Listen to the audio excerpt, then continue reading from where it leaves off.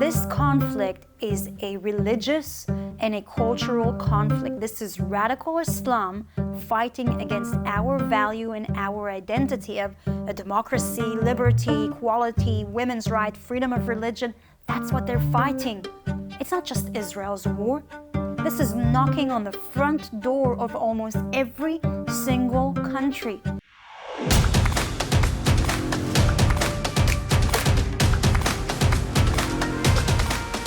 This is a Visegrad 24 series about the Israel-Hamas war. Today with us we have Sharren Haskel from the Knesset, member of Knesset. Thank you for joining us. Thanks for inviting me. Since October 7th, politics must have taken a different turn in Israel. Currently, it's not the normal political debates that are going on. It seems that everybody is focused on the task that is ahead of you, getting the hostages back, and of course winning the war against Hamas. Do you feel that there is national unity right now politically? As much as it can, absolutely. I mean, if you look 4 months back, we were in the midst of a big discussion, and to be honest, much of it was clashes, full-on clashes, on how to shape the future of our country and how it would look. I was in the opposition. I was marching the streets against this current government. But the 7th of October have changed everything. It's not about how we shape our future, but it's rather whether we will have a future here in our country. This is about our existence. This war that we're fighting, it's not an Israel-Hamas war. What you see is the first day of the Iranian war. Iran has declared a war, not just on Israel, but also on the rest of the world. They've been attacking Israel through Hamas. They've been attacking in Syria and Iraq, American military bases. The Houthis in Yemen have been attacking every ship from any kind of country possible. And you see just the start of it. And in that kind of world, in that context, we fight for our existence here, whether my daughters will be able to grow up here safely and whether they will have a home. Yes, we saw that during that tumultuous period before the war, there were even reports coming from the army that there was some problems, that there were certain people in the Air Force, for example, that refused to serve for a while because there was such disunity, and there were journalists writing that this could be a national security problem, that there is internal division in the armed forces. But after October 7th, we saw people joining the reserves, immediately going to the north, to Lebanon, to Gaza. We saw Israelis that were abroad, filling up airplanes and returning back home. So it does seem that immediately this unity, both in society but in the army, it is more than you can wish for in any other circumstance during such a conflict. So it looks like this form of unity is certainly strong, and now we are 3 months into this. Absolutely. I mean, since the 70s, Israel didn't had to withdraw and to collect all of the reserves that we've had. Within 24 hours, 48 hours, everybody were knocking on the doors of the bases to be recruited. Even people who didn't need it to be joining into the forces, they all came, they all volunteered. People who don't need even to address or to register in the army from the age of 18. There are different groups in Israel that don't need to serve in the army. There were masses that just came in asking to be recruited to take a part in this defense on our homes.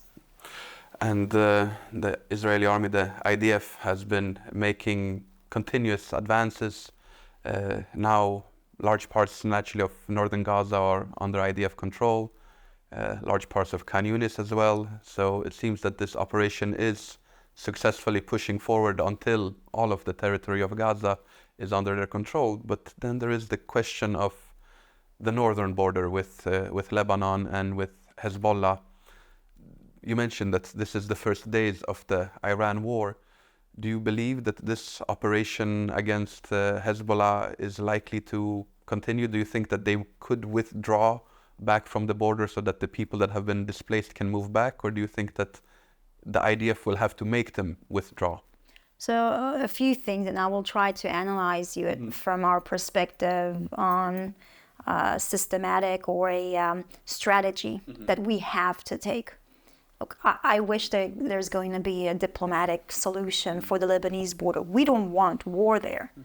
We understand the price of it. In a war, no one wins, okay? And every fallen soldier, our heart is completely shattered and broken. And so I wish the international community will be able to push through and come with an agreement with Hezbollah to withdraw to the line of the agreement that they agreed on to not cross. That will resolve it. Unfortunately, Hezbollah, and backed by the Lebanese government with their issuing a statement just a few days ago that they support the line that Hezbollah is holding in not withdrawing back to these lines, it is most likely that there's going to be a full confrontation there. I don't want to see those images of Beirut turning into Jabalia or Khan Yunis. It's heartbreaking. We do not want it, but they are forcing us to get there. They have targeted civilian homes, citizens, peaceful citizens who are living there. They are shooting anti-rockets, anti-tank missiles, accurate missiles into homes. Our people cannot be refugees forever. We will need to bring them back home, but we can bring them back home only when it's safe for them to go back. And so, from what I see, realistically, there will be a confrontation there. This is what Hassan Nasrallah is talking about. The Lebanese government is backing him on this statement. And that's, I assume what's going to happen. On our southern border, so with Hamas, it's far more complicated. We are fighting Hamas military wing.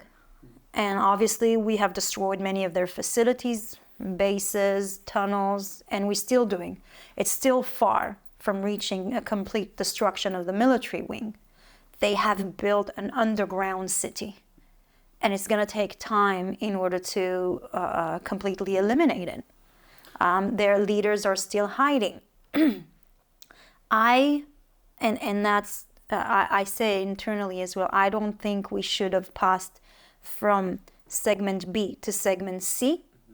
I think we should have continued with our force. I think that our force of fire against Hamas is what cornered them and is what's going to bring back our hostages. But this is the reality right now, that they've passed into specific operations into it in order to capture Hamas fighters, Hamas terrorists. We need to remember that this fight is not just on the military wing. Hamas is also a civilian organization. They have parties, they have branches, they're spread everywhere. And we have to fight that civilian wing as much as we are fighting the military wing, because otherwise they're still controlling Gaza completely. And when we talk about destroying a terrorist organization, we need to make sure that they're not in the points of power. UNRWA, a United Nations organization, is a major force there that Hamas has taken over and is controlling civilianly through this United Nations organization. Under a cloak, which is giving them legitimacy in the eyes of both the local population, but also world media, which we often see. It's not just that, they literally took over UNRWA. I mean, they have 10,000 workers in UNRWA in Gaza. Almost all of them, first of all of them are Palestinians, but almost all of them are Hamas activists or their family members, okay? It means that the teachers of UNRWA are Hamas activists. The people who are in hospitals or medical clinic are Hamas activists. If you oppose Hamas, if you want peace and coexistence with Israel, there's not a chance you're going to get any kind of this lucrative position or jobs because Hamas controlling it. It's giving it to their main activists. And this is a well-paid position, sometimes with immunity as well, with all the respect that it's get, okay? So when we enter, for example, now in Gaza, to UNRWA schools, and I remind you, these are United Nations facilities, there wasn't a single school where they didn't use as a military base, meaning we found their bunkers and ammunition and terror tunnels, entrances from those places. It means that Hamas is using United Nations facilities as a military base, placing rocket launchers from these places. And so if we want a change in the civilian aspect of that as well, the first step is UNRWA. Also, there is a question of funding here, because naturally a lot of those funds are coming from UN member states. In some member states there is a discussion that maybe they should end funding. In some states they have already taken such decisions. This money, of course, we hear that this money is being used for other purposes than they are supposed to be used for. We also see the effect it has, for example, in these textbooks in education material that is being spread. And education is one of the cornerstones through which UNRWA is operating in Gaza. Could you give examples of what are they teaching these children? So there's so many examples, and maybe we'll start first with the humanitarian aid that's coming in and that came in the past as well. It goes to the hands of Hamas because Hamas is controlling this organization as well. It means that, for example, the tents that Qatar and the United Arab Emirates have sent to be given free of charge to Palestinians to find shelter is actually being sold. An Emirati tent costs 2,000 shekels, a Qatari tent costs 3,000 shekels. The bags of flour, they cost 200 shekels per person. I mean, to the Hamas activists, they give it for free. But then anyone else that wants to receive it, they need to pay. And you tell me where that money goes to, okay? Then when we talk about the education system, I'll just say also medical treatment and medical equipment that was sent there. A lot of the time, Hamas is selling it somewhere else, even a different country, and receive the money and the funds for it. We also saw during the attack on October 7th that some of the medical bags that they had with them had UNRWA written on them. Oh, absolutely, absolutely. So you understand that Hamas and UNRWA in Gaza is one. Yeah. And the education system, wow, the education system, you know, if the United Nations is paying for an education system, and that's through a lot of the contributor countries like Sweden and Germany and the European Union and Norway, you expect it to stand by the standard of the United Nations. You know, what are those values that this organization is meant to spread? Peace and coexistence and equality and, you know, respect women. But matter of fact, this the education system is literally an education system that's based on radical Islam. It means that the United Nations is paying and facilitating an education for entire generation after generation to be child soldiers, to hate, to racism, to fight. I mean, you just need to look through those textbooks and I can give it to you. You don't need to take my word for it. You know, today you can take Google and take a picture of it and then it translates it to you. So don't take my word for it, but I'll give you one of their school books. Doesn't matter what grade. You have math problems about missiles and the angle and the speed and when it will reach Tel Aviv. You see the heroes that describes in these books. They're not scientists or authors. They're martyrs. People who actually murdered innocent children and women. And that's what they're raised on. That idea that UNRWA is perpetuating of the right of return. What does it mean, the right of return? The right of return means that no matter who you are, where you are around the world, if you're a descendant, even fourth, fifth generation, one day the state of Israel will be eliminated and you will be able to take over it. In reality, it's from the river to the sea, but in other words. It's to eliminate the state of Israel and eliminate the Jewish people and to take over the entire area. And that's why they've rejected every single solution, peace agreement, plan, to actually find an end to this conflict. So as long as UNRWA exists, there isn't going to be a peaceful solution to that. Speaking about the existence of UNRWA, it's worth mentioning here that they are the only UN agency for refugees that is a specific regional agency. Absolutely. The rest of the refugees of the world, they go through UNHCR. Yeah. Why do the Palestinians have their own refugee organization in the UN? Because they can't sit under the definition of the UNHCR. If they would sit under the UNHCR, they won't be called refugees.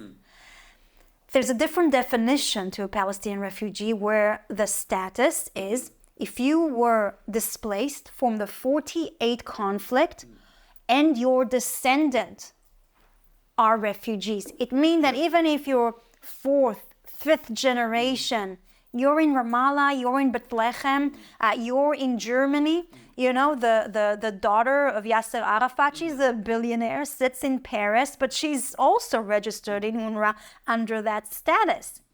It means that from this conflict, if you had a little bit more than 500,000 refugees, real refugees, displaced people, I'm not going to go in why and how, but today there are about 6 million of them, almost 6 million. How is that possible? People were absorbed into different countries, some passed away. It doesn't exist under any kind of idea or organization. It contradicts the idea of a refugee. And so it became like, to be honest, like a paid profession. Because for generation, your grandchildren and your great-grandchildren will get health care and will get an education fully sponsored by the United Nations. You'll get assistance and food and everything, and you'll get housing, but not those tents that you see. Those are villas, an entire neighborhood that the United Nations is building for them, not for the refugees, the real refugees, but for their grandkids and their great-grandkids. Yeah. It seems to be the only case where you can be a refugee for 3, 4, or 5 generations. And many of them, of course, are also located in Lebanon, in Syria, in Jordan. Why are they not given citizenship in those countries? So I'll mention first one thing, which is the most absurd even before that. You have Palestinian refugees in Ramallah, in Jerusalem, in Bethlehem. They're Palestinian citizens. Okay, they live there. They were born there. How can you be a refugee in your country, in your land, in your state? When you never left. Gaza. Think about it. More than 70% of the population in Gaza is considered Palestinian refugees, generation after generation. And what you see in Lebanon, in Jordan, in Syria, that's part of the problem. They don't want to absorb them. They still live in refugee camps for generations. Jordan doesn't want them. Lebanon doesn't want them. Syria doesn't want them. A lot of Westerners were surprised to find out now that they have been hearing this rhetoric for many years that Gaza is an open-air prison and that Israel has completely shut them off from the rest of the world and it's all Israel's fault. But now they find out that there is actually a large part of the border which goes to Egypt, but that there is a huge wall and fence and the Egyptian army is ready to stop any major flows from Gaza. Why won't the Egyptians take? Well, it's just part of the hypocrisy. Think about it. They come and complain, and you hear the Lebanese government, and you hear the Syrians, and you hear all these Arab countries condemning and are speaking about Israel. But you know what? In Lebanon, they don't give them not just citizenship, but they actually can't even, for example, study certain professions. They can't be doctors. They can't be lawyers. They don't want them to have those respectful professions. In Syria, did you hear how Assad completely murdered and eliminated the Al Yarmouk Palestinian refugee camp? You didn't hear a word about it. No marches in New York and no marches in London.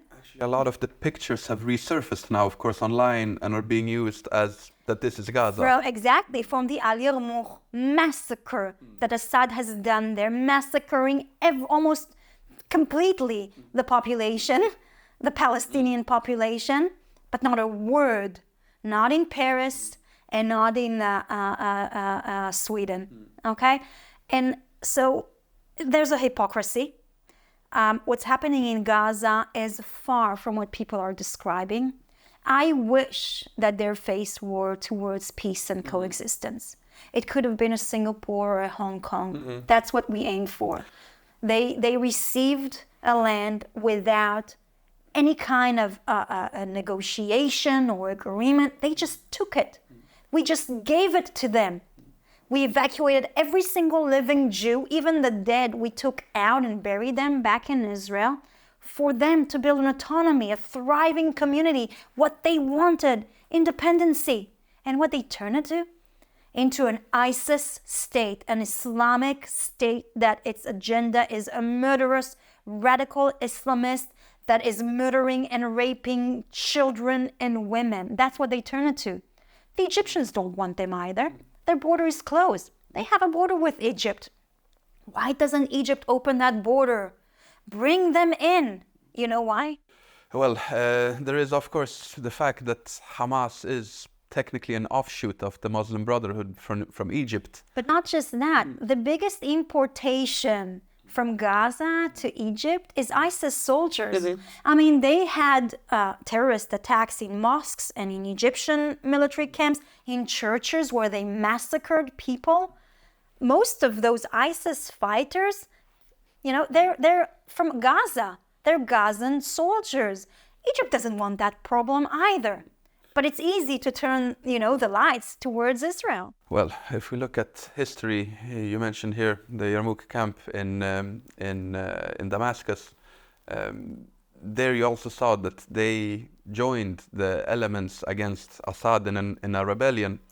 But it wasn't the only case. We had something similar in Kuwait when Saddam was invading Kuwait. We had similar issues in Jordan. I mean, what did the king did after that rebellion to the Palestinians that were there? Can the Queen Rania speak about how her family treated Palestinians after they tried to do a coup? Yeah, and kill the prime minister, if I remember correctly. There seems to be, there was somebody that was being interviewed that said that Israel, with the history of the Jewish people, what they experienced in the 1940s in Europe, that when they came here, and also in Europe, that they had all the reasons in the world to be extremely angry, to be upset, to be planning revenge, but that instead of falling down into this spiral of revenge and hatred, they chose to rise above and build. Absolutely. And in Gaza now, they had 18 years where they had full control of that area, but instead of rising up and building up, they were building below ground, they were building the tunnels. Do you know what? This is what the West doesn't understand, what is happening here in the Middle East. They think it's some kind of a territorial conflict. It's not. They had the territory. What do they want now? If you think this conflict is a territorial, you have no idea what you're talking about. This conflict is a religious and a cultural conflict. This is radical Islam fighting against our value and our identity of a democracy, liberty, equality, women's rights, freedom of religion. That's what they're fighting. It's not just Israel's war. This is knocking on the front door of almost every single country. Hezbollah is operating in Central and South America as much as it's operating in Europe. They have one goal, Islamic dominancy. And if the world doesn't wake up, we're going to lose that war. It's also worth remembering that Hezbollah, when it comes to conducting terror attacks, they have been targeting Jews in '94 in Argentina, killing nearly 100 people.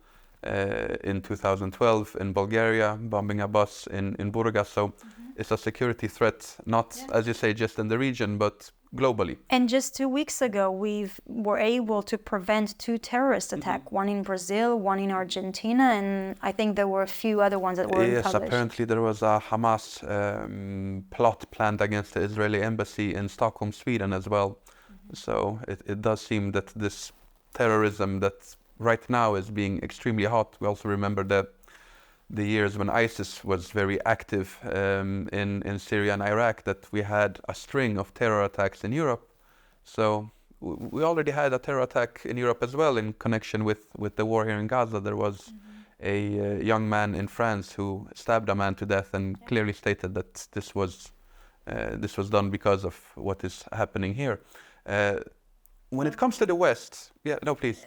That's what they mean when I say to globalize the Intifada. It means war in your cities and in your countries. Speaking about the Intifada, you served in the border police, if I'm not mistaken, during the second... The border guards, in Israel. Yes, the second During Intifada. the second Intifada, I was a combat soldier. And in the West, you often hear not just globalize the Intifada, but also the chant, there is only one solution, Intifada revolution.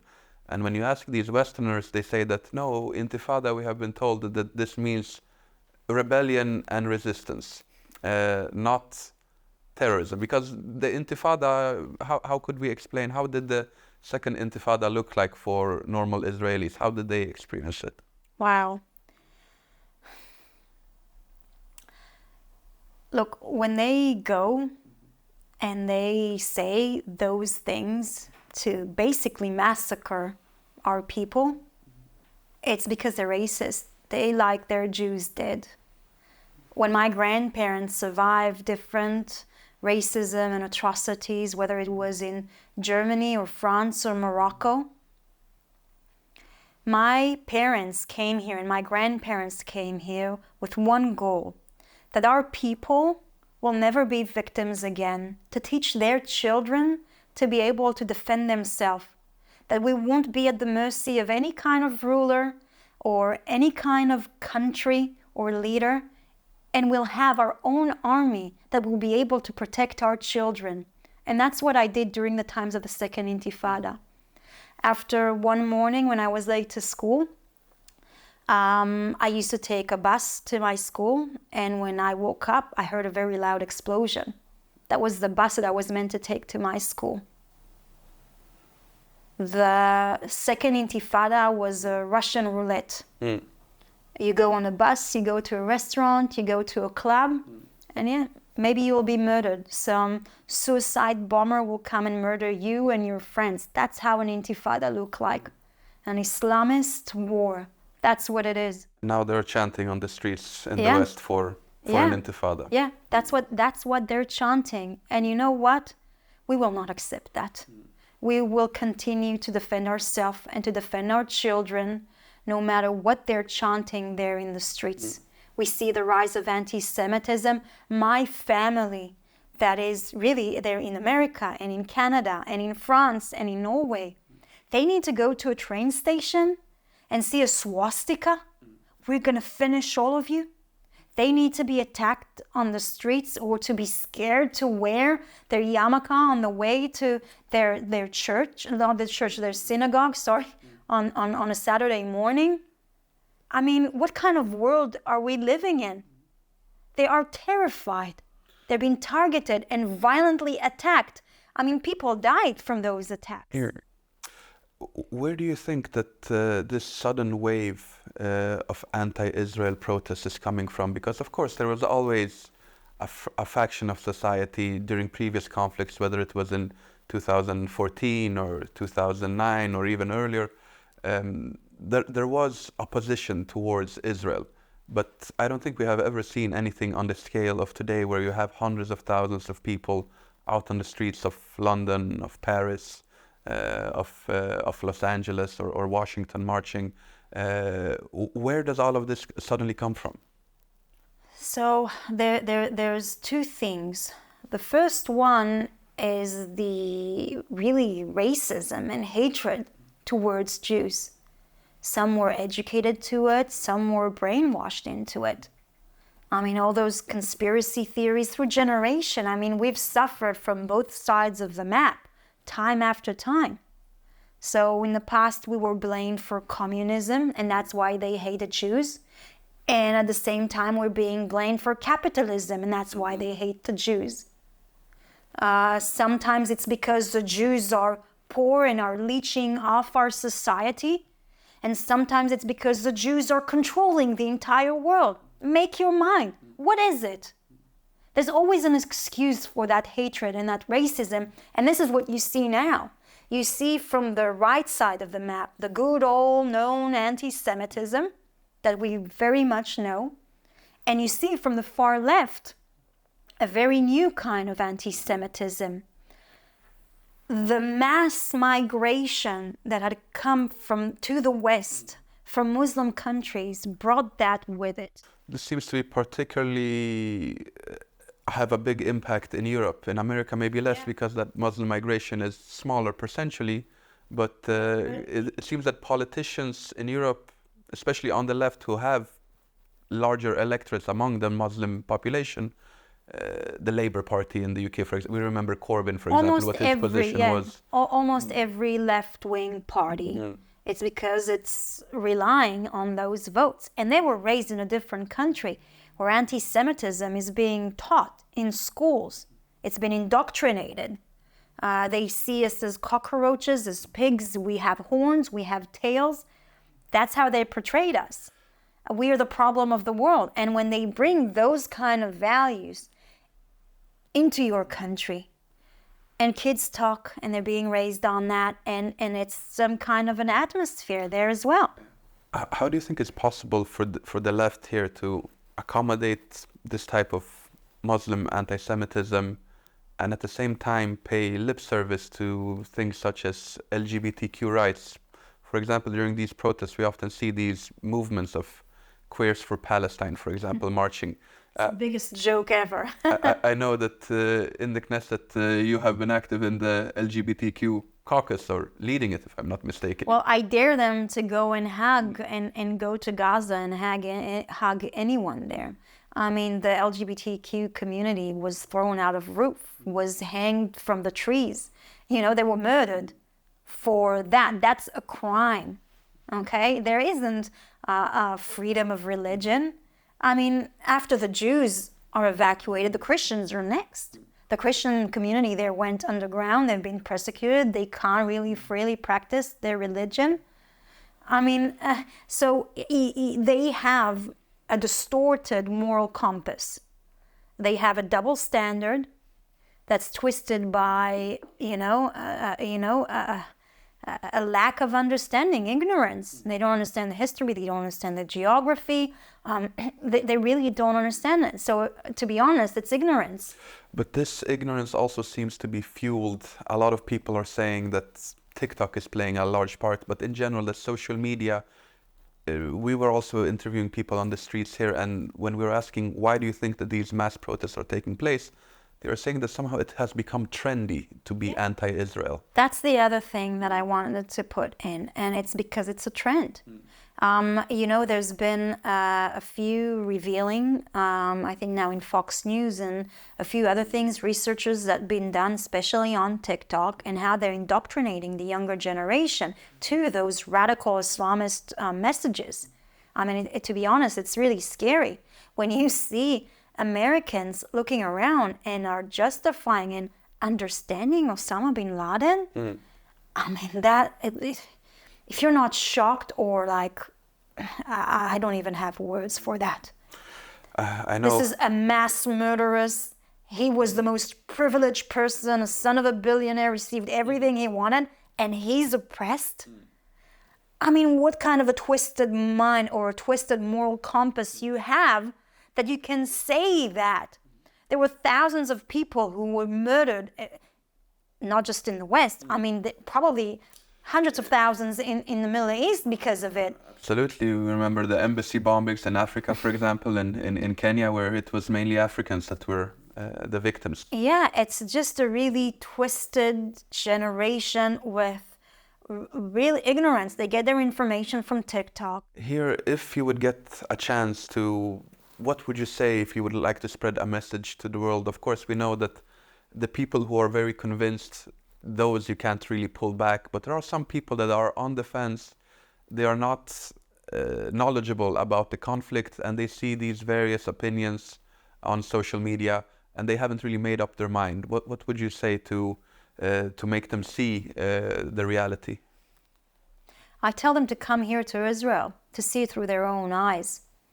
I mean, we were able to create the only true democracy here in the Middle East with shared values and shared But they call it ideas. a colonial apartheid Yeah, state. yeah, and that comes from ignorance. Mm. And you know what? Israel right now is fighting their war because those values that we believe in, those are the values that they believe in, because that's their identity. That's how they live. We are people of liberty and freedom and equality. That's what we believe in. That's how we want to live, and that's how we want to raise our children. Not in a world where women have to cover them up or get leashed on their backs because they looked somewhere and didn't look on the floor, or being imprisoned and raped in prison like in Iran. That's the future that Iran and radical Islam want for us. And what we're fighting right now is those ideas. It's that ideology. And Israel is just the front gate. If we, God forbid, ever lose that war, Europe and America is next. They're already there. There's already cells there.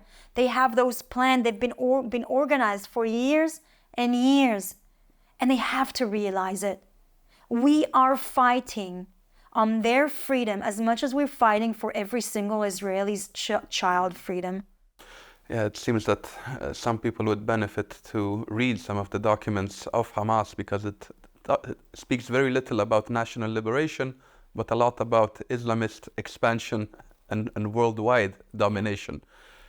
Thank you very much for being with us today and sharing these information, and we hope to do it again with you in the future.